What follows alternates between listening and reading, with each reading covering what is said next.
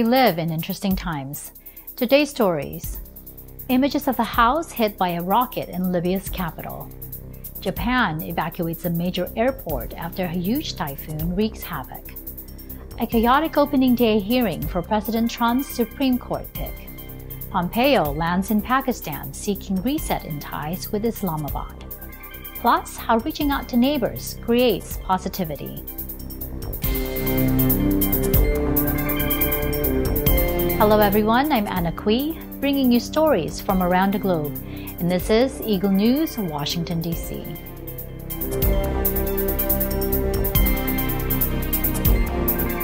A house is hit by a rocket on the same day that the UN mission in Libya says it brokered a ceasefire to end a week of clashes in the capital Tripoli that have killed dozens and forced thousands to flee their homes.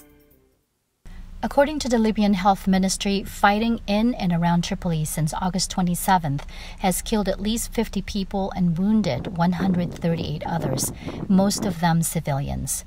The violence has also forced thousands of people to escape to nearby towns or seek shelter in other districts of the capital, while many more have remained trapped inside their homes. The UN support mission in Libya said, under the auspices of UN envoy Ghassan Salameh, a ceasefire agreement was reached and signed today to end all hostilities, protect civilians, safeguard public and private property. Following another day of violent clashes in the capital's southern suburbs, the fighting came to a pause in the early evening, but it was unclear if all the groups involved would respect the agreement. A ceasefire deal announced on Friday by officials from western cities only held for a few hours. After that, UN support mission in Libya invited the various Libyan parties to Tuesday talks for an urgent dialogue on the current security situation in Tripoli. The UN mission announced the ceasefire hours later on Twitter. It said the agreement also provided for the reopening of Mitiga Airport, the capital's only functioning airport that has been closed since August 31 due to the clashes. It added the agreement today does not aim to fix all the Libyan capital's security problems. It seeks to agree on a broader framework on the way to start addressing these issues. The UN mission said among those who took part in the closed-door talks were military officers and leaders of various armed groups present in and around the capital. Representatives of the UN-backed Government of National Accord, including the Interior Minister, also attended the talks. A major airport that was cut off when a huge typhoon smashed through its sole access road was being evacuated Wednesday as Japan grappled with devastation caused by its most powerful storm in a quarter of a century. Boats and buses were ferrying stranded passengers from Kansai International Airport, one of the country's busiest, after thousands of people were forced to spend the night in the partially flooded facility. At least 10 people were killed and hundreds more injured by Typhoon Jebi as it raked through the major manufacturing area around Osaka, Japan's second city, wrecking infrastructure and destroying homes.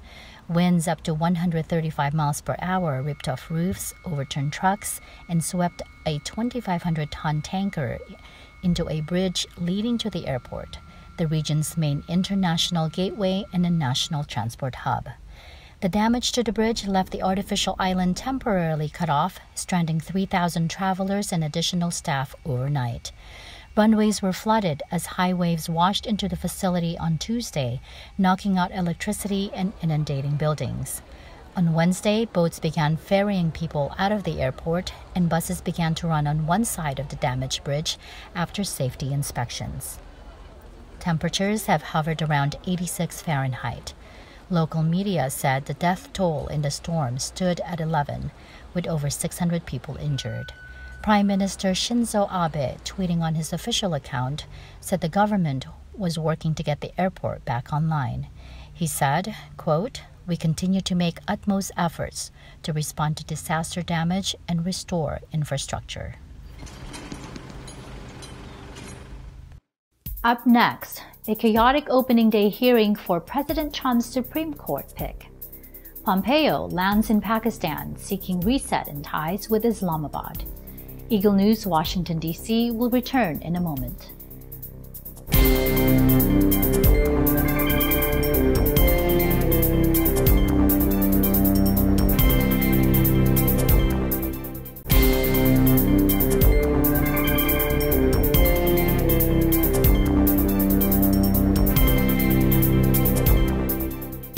Welcome back. You are watching Eagle News, Washington, D.C. The confirmation hearing for U.S. President Trump's Supreme Court pick exploded into political acrimony Tuesday, with Democrats demanding a postponement over withheld documents as the nominee pledged to keep an open mind on all cases before the court. The contentious 8-hour Senate Judiciary Committee meeting was punctuated by dozens of interruptions by opposition Democrats and protesters, as Judge Brett Kavanaugh sat stone-faced during the proceedings. After hours of the fireworks, the nominee himself struck a more neutral tone, stressing that the High Court, quote, must never be viewed as a partisan institution. He added, quote, if confirmed to the Supreme Court, I will keep an open mind in every case. I will do equal right to the poor and to the rich. Republicans facing a possible drubbing in November's midterm elections had hoped to use the 4-day hearing to highlight Kavanaugh's distinguished career as a U.S. Court of Appeals judge in Washington. Instead, within seconds of Committee Chairman Chuck Grassley banging the gavel, Democrats took the unprecedented step of launching immediate and coordinated protests. Just hours before the hearing, Senator Richard Blumenthal moved to adjourn, insisting that lawmakers needed more time to review thousands of Kavanaugh-related documents that the administration released late Monday. We have been denied real access to the documents we need to advise, Mr. Chairman, regular orders called for, which turns this hearing into a charade and a mockery of our norms. Well, and Mr. Chairman, I therefore move to adjourn this Blumenthal hearing. said the process will be tainted and stained forever should it proceed as scheduled. Grassley forged ahead undeterred, although he largely let the dissenters speak their mind. If Kavanaugh is confirmed, Trump will have appointed 2 justices to the 9-member bench in his first 20 months in office. The president lashed out at the Democrats for their, quote, despicable behavior. Trump said on Twitter, quote, they will say anything and are only looking to inflict pain and embarrassment to one of the most highly renowned jurists to ever appear before Congress. So sad to see. U.S. Secretary of State Mike Pompeo landed in Islamabad Wednesday to meet new Prime Minister Imran Khan, saying he was hoping to reset the relationship with Pakistan, which has worsened in recent months. The conciliatory remarks by Pompeo come days after Washington confirmed plans to cancel $300 million in military aid. But the former CIA director, making his first visit as top U.S. diplomat to the wayward ally whose support is vital in the Afghan conflict, said it was time to turn the page. Speaking on a plane ahead of his trip to South Asia, he said, so first stop, Pakistan. Pompeo said, there are a lot of challenges between our two nations for sure, but we're hopeful that with the new leadership that we can find common ground and we can begin to work on some of our shared problems together. U.S. officials accuse Islamabad of ignoring or even collaborating with groups such as the Afghan Taliban and Haqqani network, which attack Afghanistan from safe havens along the border between the two countries. The White House believes that Pakistan's Inter-Services Intelligence Agency and other military bodies have long helped fund and arm the Taliban for ideological reasons and also to counter rising Indian influence in Afghanistan. It believes that a Pakistani crackdown on the militants could be pivotal in deciding the outcome of the long-running war in Afghanistan. Pompeo suggested that the election of Khan, who has vowed to seek better relations with the U.S., could provide a fresh impetus. Coming up, how reaching out to neighbors creates positivity. Eagle News Washington, D.C. will return in a moment.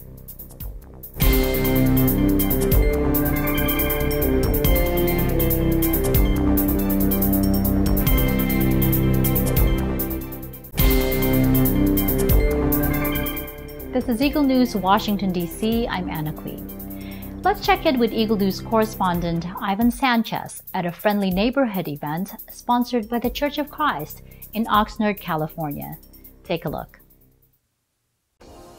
We've come to this neighborhood in Oxnard, California to find out what appreciating your neighbors means.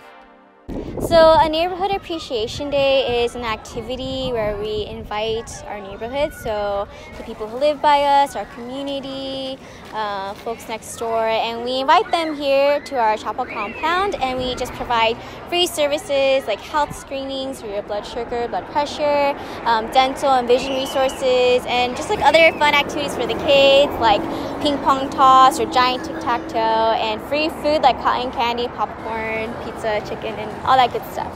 The parking lot in this location was transformed into a hub of excitement, food, fun, and services for the community. But why would members of this church put this event together?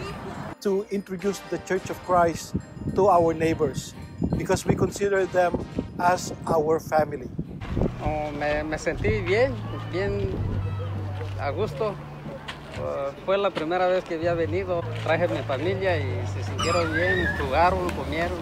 Estuvo bien el evento. So there is no cost at all. This is a completely free event, free food, free services, free resources. We really want to emphasize that. I wasn't really expecting this, and I think it's a great way to reach out to the community. And well, it's Community Appreciation Day, so it's amazing to have events like this to bring the community closer. Now we know what is a Neighborhood Appreciation Day, as hosted by the Church of Christ. With Love Esteban Sanchez, I am Ivan Sanchez, reporting from Oxnard, California. I am 1 with 25.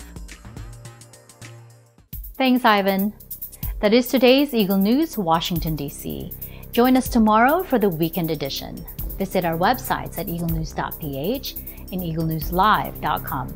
Like us on Facebook and follow us on Twitter at twitter.com/EagleNewsPH.